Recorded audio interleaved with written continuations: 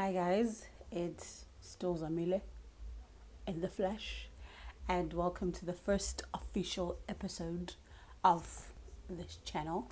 So, as promised, I'd said that I'm going to drop the first video before this month ends. So, this is the official first video. And before we proceed, just to address the elephant in the room, this here, I burnt myself. How, you may ask? I was ironing. Uh, how, you may ask again? I was late and I was already dressed, and then I realized, oh my god, this thing needs to be ironed. So I was like, instead of taking off all my clothes, let me just rather, one stone, two birds situation, and then end up here. But then it's fine. We learn as we move, we learn as we grow.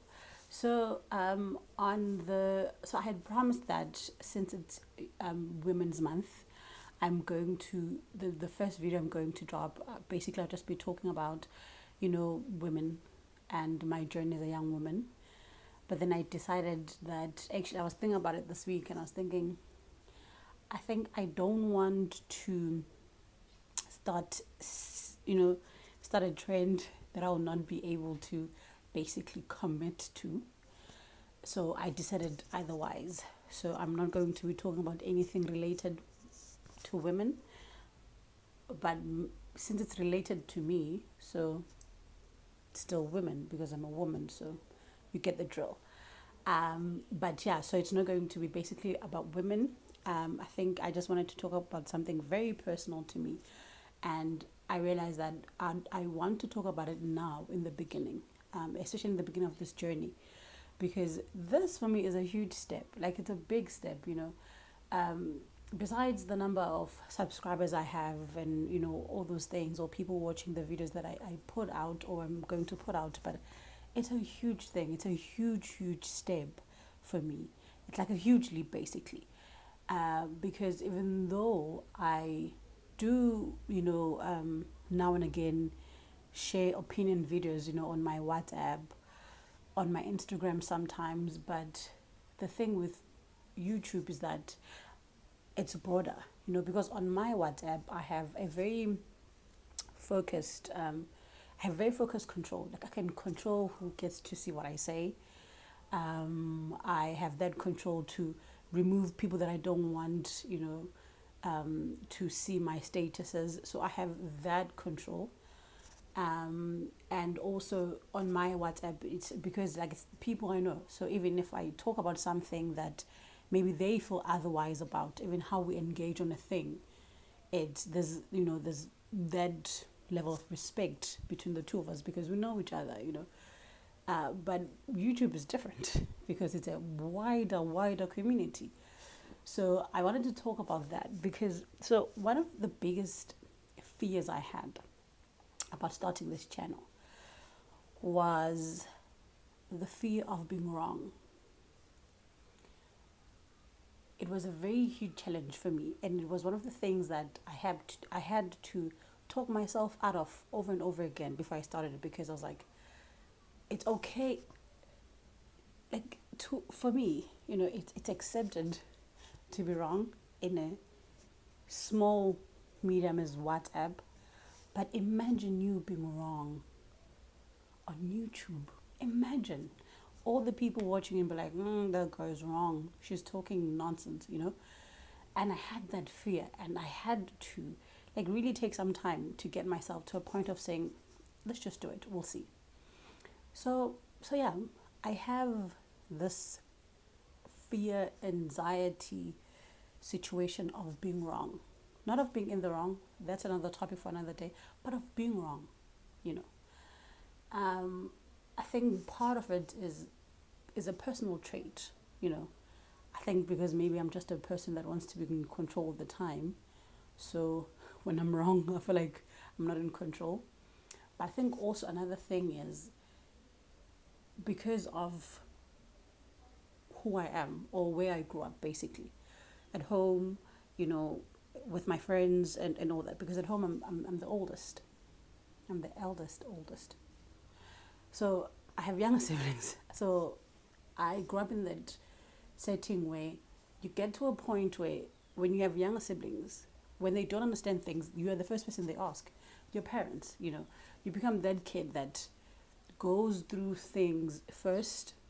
So those that are behind you, they assume that you know and you understand what's going on.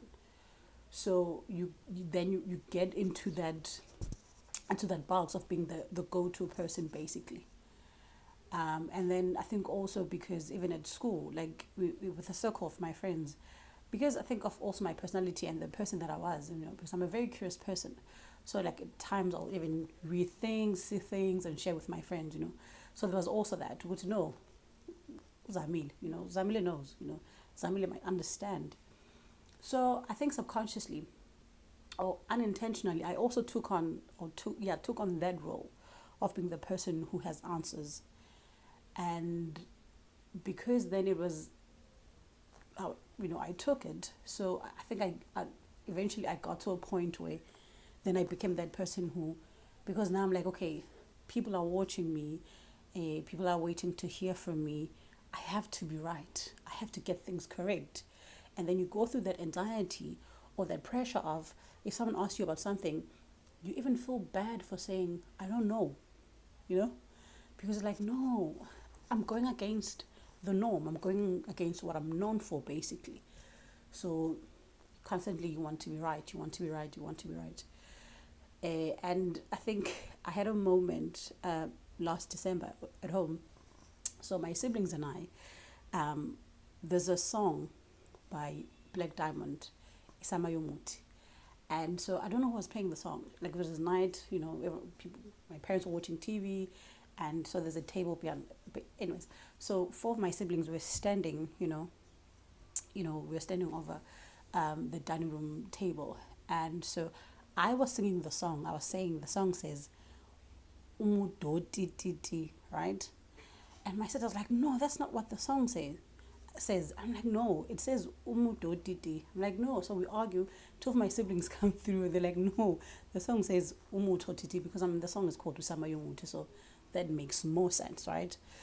So then we played the song again, and then of course it turned out the song was actually saying umutotiti. So we laughed about it, and then one of my siblings said something. I think my sister said something. She said, "Oh my God, it feels so good to be right against you. Like, I'm glad I'm right, but to know that I'm right against you feels so good." And we laughed about it. But I think at that point, I had that oh my God moment. Because I was like, because it was the first time someone was actually saying it. And I was like, oh my word, is this a thing? Because now you start thinking of your every interaction, like, oh, is this a thing? Like, is this a thing that I do because I feel the need to do it? Or is this a thing I do because I feel like I'm expected to do it? So I had so many questions like, oh my God, I didn't know that someone was actually paying attention to this. And to be honest, I felt very bad about it. I felt really bad. I was like, oh my God, I don't want to be this person. But I don't know. So it was, that basically, what do you call it? Existential crisis at the time. But, with all of that. So I think even with starting this channel then, I had that fear of what if I go out there and I talk about something and turns out I'm wrong. And then I think the decision to finally then just go for it was based on telling myself that when I'm wrong, I give myself an opportunity to learn, and I give another a chance to teach me. Because I think when you stop existing outside the idea that you always have to be right, it's easy to then allow yourself to learn. It's easy for others to say, actually, Uzamil is a teachable person, because I think it also, in a way, something happens where someone might feel that you are a person that is not easily teachable because you're always right, And there's nothing wrong with, knowing things, but I think it becomes an issue when it's something that like that that's just above your head all the time, where you feel like constantly I have to have the answers, I have to have the solution, I have to know, I have to have the fact of the thing, because I've even realized that sometimes with other things, like with social situations that go on, sometimes I don't comment about things, not because I don't have something to say, but because I'm like, what if I'm wrong? What if I'm going to say something that people are not going to agree with? And at that point, then I realized that I'm also silencing myself. I'm silencing what I'm thinking, because also at times then it becomes so easy to go with the crowd, because like, if I go with them, it means I'm in the right, so I don't have anything to worry about. So yeah, man, I just wanted to share that. And I think also one of the things is what I also understood in terms of, it can be a personal trait, because I know that a tiny bit of me is like, no, I have to be right. I'm right. I know I'm right.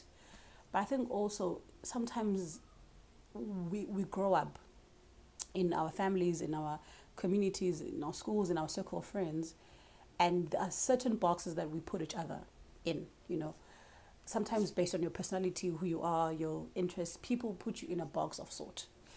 And when we are not careful, or when we eat up, that being given a bigger stage to be that thing, it's very easy for us to be boxed, and getting out of the box is very hard.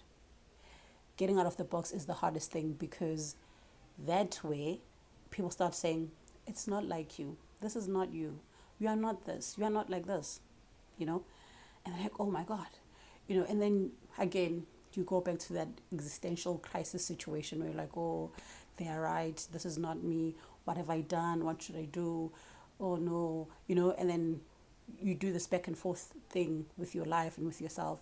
And I think the most important thing and the biggest lesson I've learned is that I know myself better than anyone. um, like I know myself, and there are things that when I do, my head is like, no, girl, this is not it, or I become so uncomfortable. And that's why I usually know that, okay, it's time for me to tap out, time for me to, to evolve, to move out, or to stop it, But if I'm going then to judge my progress, my change, my wrongfulness, or my fault based on other people's perceptions of me, I'm just going to continue, like, I'm just going to basically jail myself. That's what's going to happen. I'm going to jail myself and give people the keys to throw away and remain in that jail. So, yeah, I think I'm learning.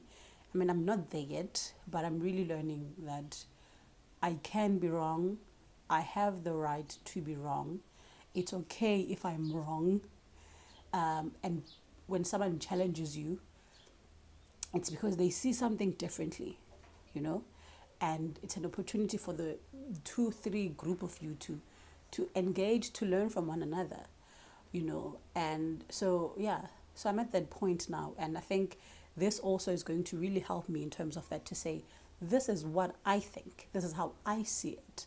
But I'm not saying I'm right, or even if I'm thinking that I'm right, and someone comes in and say, but I think maybe if you see it like this, or if you do it like this, it can go, this way or that way. And to be at the point where I'm very accepting of, people who see the world differently, and of those ideas, and get an opportunity to grow, basically. So yeah, man, that's just my 15-minute sense. So go out there, be wrong if you have to be, speak up, share your thoughts, share your ideas, share how you see the world, and learn. That's how you're going to grow, basically.